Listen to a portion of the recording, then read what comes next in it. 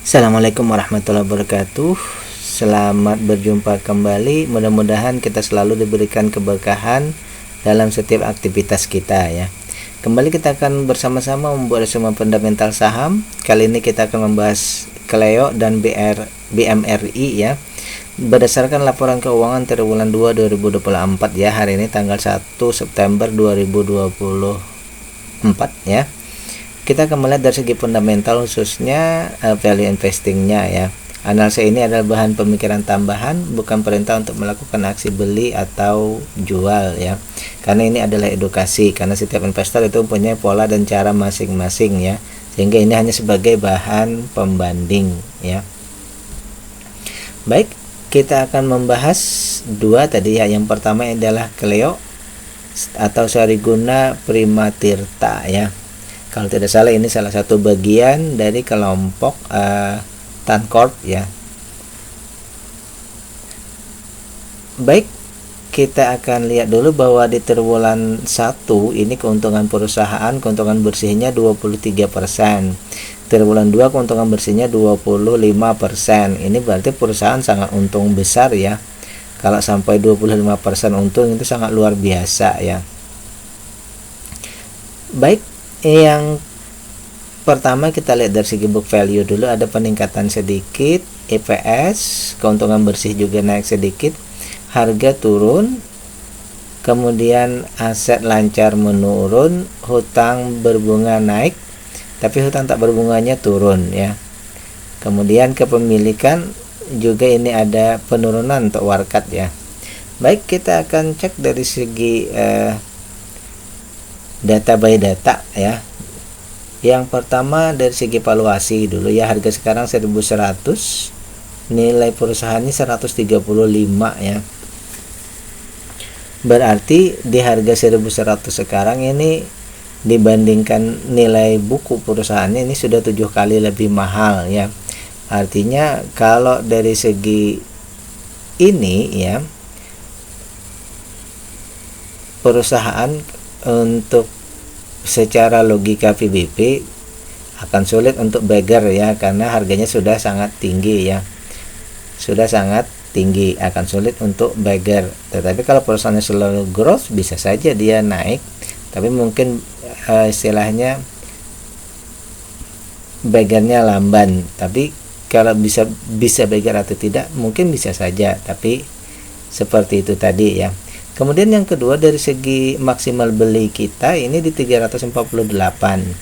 Berarti untuk ukuran kita ya, bahwa sekarang di harga sekarang itu kita mesti mengeluarkan dana berlebih dari nilai harusnya beli ya, 2,19 kali lebih mahal daripada nilai seharusnya ya. Jadi valuasinya dapat kategorikan dari dua data ini bahwa valuasinya mahal. Mahalnya kenapa? Karena di sini untungnya besar, berarti investor sangat percaya dengan perusahaan ini ya, sehingga terjadi euforia dan mereka berani membeli di harga yang lebih tinggi. Itu yang pertama. Yang kedua, perusahaan juga membagikan dividen ya, 18,7, ini sekitar hampir 20 ya. Tapi kalau secara perhitungan kita ya, ini yang batasannya batasan kita ya, batasan yang kita buat ya 30%. Bisa saja yang lain Anda misalnya membuat batasan yang berbeda ya. Jadi maka perhitungannya tentu akan berbeda ya.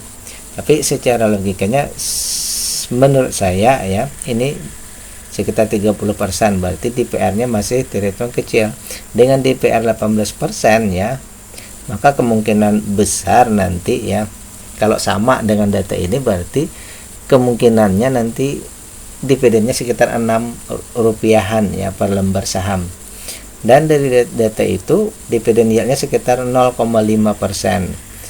Berarti ini kalau menurut saya masih kecil, karena di bawah dari 3%, di bawah dari inflasi ya. Baik, itu yang pertama. Sekarang dari segi keamanan ya, dari segi ketahanan perusahaan ini free cash flow-nya ini 2% ya, atau 3 rupiah.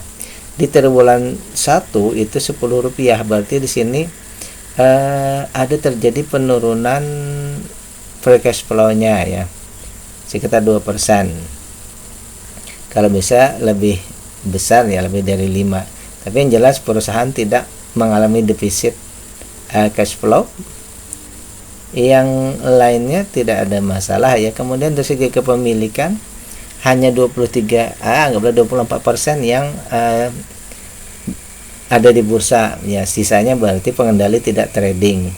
Kemudian dari 23 atau 24% tadi, ini 21%-nya itu masyarakat ya yang trading ya, maksudnya yang memegang, yang bisa untuk diperjualbelikan itu 21%. Berarti di sini jumlahnya sudah sangat memenuhi kriteria kalau menurut saya pribadi ya. Oleh karena itu, dari data yang kita dapatkan di sini ya, kita mengambil simpulan sementara ya, bahwa untuk perusahaan ini ya, merahnya itu bukan karena merah jelek ya, sebenarnya ya merahnya karena kelebihan saja ya, bahwa valuasinya tinggi karena memang perusahaannya untung besar ya. Jadi di sini yang kita lihat di sini adalah berarti harga ya, harga yang mesti turun ya, karena valuasinya mahal tadi. Yang kedua mungkin juga ya, karena sudah semuanya oke, berarti arahnya ke dividend payout ratio nya nah, yang harus ditingkatkan lagi ya. Ini misalnya ke 30 ya, nah, seperti itu ya, meningkat ke minimal 30 ya. Baik, itu yang kita bisa dapatkan untuk yang pertama, Cleo ya. Jadi di triwulan-triwulan berikutnya tetap kita menunggu, tapi kalau bisa kita menunggu harga dan DPR-nya ini menjadi lebih baik ya. Baik, pembahasan yang kedua ini adalah BMRI atau Bank Mandiri Persero ya, ini milik BUMN. Jika Anda menemukan video ini dalam bentuk video pendek, maka silakan klik di bagian paling bawah ya untuk mendapatkan video full lengkapnya. Kemudian saya juga meletakkan playlist di deskripsi bagi Anda yang ingin melihat saham-saham yang sudah saya bahas di triwulan 1. Kemudian jika dirasa bermanfaat, jangan lupa untuk klik like, subscribe, dan share ya. Kita juga menerima ya bantuan untuk peningkatan melalui rekening yang ada tertera di layar ya. Baik, ini Q2 ya. Baik, kita akan bahas ya. Yang pertama, bahwa di triwulan 1 keuntungan perusahaan 22% sampai 23, di triwulan 22 juga untungnya 22%-an, berarti keuntungannya stabil tetap di 22% ya. Kalau menurut kategori kita 22% ini sudah sangat besar ya. Kemudian kita perbandingkan dulu ya, dari segi book value ini terjadi peningkatan termasuk sangat besar, 200-an peningkatannya ya. Kemudian EPS-nya juga meningkat sedikit, harga meningkat, dan lain-lainnya dana pihak ketiga ini berkurang sedikit ya. Kemudian non warkat juga berkurang sedikit. Baik, kita akan bahas satu persatu. Pertama dari segi valuasi ya. Dari segi valuasi, bahwa harga sekarang dibandingkan nilai perusahaan ini ya sudah sudah 1,5 kali lebih mahal daripada nilai bukunya ya. Berarti istilahnya kalau merujuk data yang ada ini, harga sekarang sudah jauh di atas dari nilai perusahaan ya. Untuk Bagger mungkin saja bisa, tapi agak lamban ya. Untuk Bagger mungkin saja bisa, tapi agak lamban ya. Malah kalau rumusan awal sebenarnya kalau seperti ini sebenarnya tidak bisa Bagger, bacanya seperti itu. Tapi kalau menurut saya pribadi ya, dari data ini bisa nanti Bagger tapi lamban kalau itu terjadi ya. Baik, kemudian dari segi maksimal belinya di 6.000, sekarang 7.000. Berarti Pak, kalau kita beli saat ini kita harus menambah ekstra 16% ya untuk pembelian kita. Jadi misalnya kalau beli sekarang ini yang seharusnya di 6 ribuan kita beli 7.000, berarti kita nambah 16%. Jadi yang pertama bahwa valuasinya mahal karena memang keuntungannya besar. Jadi merahnya di sini bukan berarti merah jelek, tapi merah karena kelebihan saja ya. Lanjut dari segi dividend payout ratio, ini sudah besar, hampir 60% ya. Sudah besar, sehingga dividennya ini juga termasuk sudah di atas ya, 5,16. Baik, jadi dari segi dividen ini oke ya. Namun kalau kita setarakan dengan 30%, dia hanya 2,58. Berarti masih kurang dari kurang dari inflasi ya. Tetapi karena perusahaan membagikan dividen yang besar, sehingga dia mencapai kriteria kita 5% ya. Baik, selanjutnya kita cek dari segi ketahanan. Yang pertama free cash flow. Sebelum di triwulan 1 itu free cash flow-nya Rp67, sekarang 54, sekitar 1,9. Kalau menurut saya pribadi ini termasuk sudah tipis-tipis ya, tapi masih plus ya, tidak minus, tapi sudah tipis-tipis. Kemudian hasil lancar untuk bank tidak kita terlalu perhatikan. Kemudian hutang berbunganya ini 3%, masih dalam batas biasa. Kemudian dana pihak ketiga ini termasuk sudah memenuhi kriteria besar ya, 770, walaupun ada menurun tapi tidak terlalu signifikan ya. Bukan tidak terlalu signifikan, ada sekitar 10% ya penurunannya ya.